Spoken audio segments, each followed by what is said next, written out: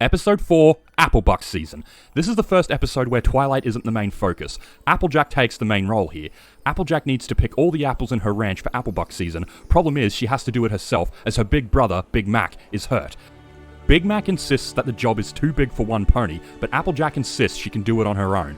Applejack is about to start when she's interrupted by some tremors. The tremors are revealed to be a stampede of cattle that are heading towards Ponyville. Panic ensues, but hope is found when Applejack arrives with her dog Winona as they begin to herd the cattle.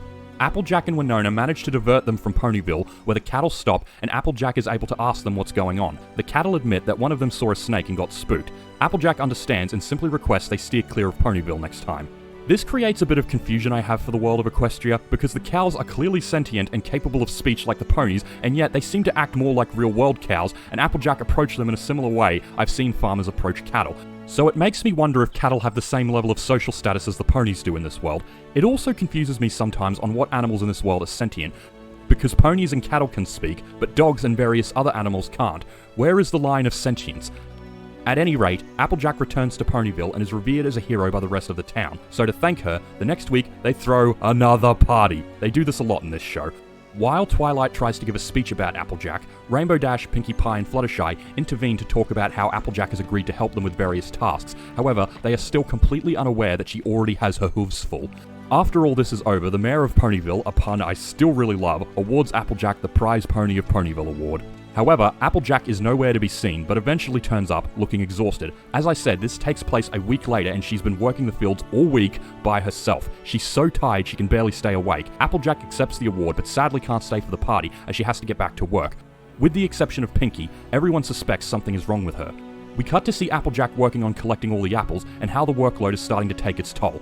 Twilight appears and asks Applejack what's going on. Applejack explains that she's harvesting the apples for Applebuck Season and she has to do it alone because Big Mac is hurt. Twilight queries why no other relatives are there to help her, at which point Applejack explains they live on their own farms throughout Equestria and were in episode 1 for a family reunion. Twilight offers to help, but Applejack stubbornly refuses, wanting to prove she can do the whole harvest herself. We then cut to Rainbow Dash, who is waiting for Applejack as the latter agreed to help Rainbow perfect a new technique she's working on.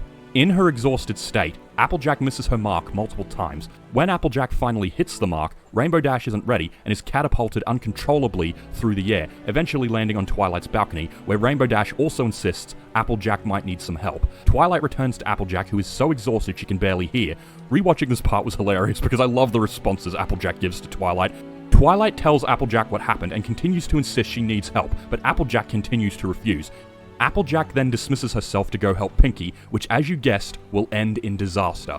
Applejack is apparently one of the best bakers in Ponyville, which is backed up by the many pastries she made in the previous episode, and agrees to help Pinkie at the bakery she works and lives at, known as Sugar Cube Corner. It just occurred to me that this is a reference to how we feed horses sugar cubes. I literally only just got that, and I grew up in the countryside. At any rate, they start baking, with Pinkie giving Applejack instructions on the ingredients they need. Unfortunately, since Applejack can barely hear, she mishears chocolate chips for chips, baking soda for soda, flour for sour, so she squeezes lemons and uses the juice from them.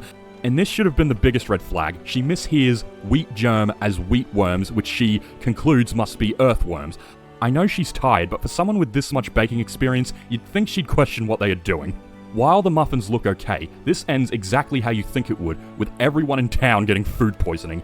Funnily enough though, as a dragon, Spike loves the muffins. Twilight returns to Applejack to again offer help, but Applejack continues to refuse, even though now she is so tired she tries to harvest a dead tree. Twilight states that she's as stubborn as a mule, which thankfully doesn't offend the mule that's right next to her. We later learn donkeys are also sentient in this universe, so I'll just assume that this guy's dad is a jack and his mother is a mare.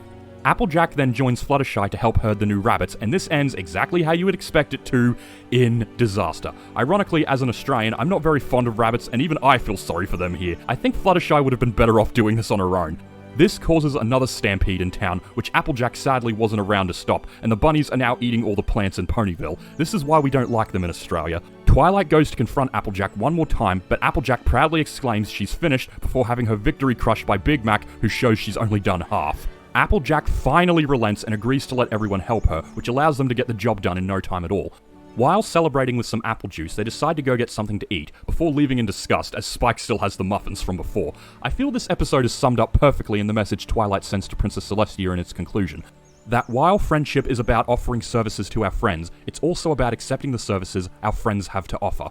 I also relate quite heavily to this episode, as when I was a student, I pushed myself a little too hard and was often afraid to ask for help, as I feared it was a sign of weakness.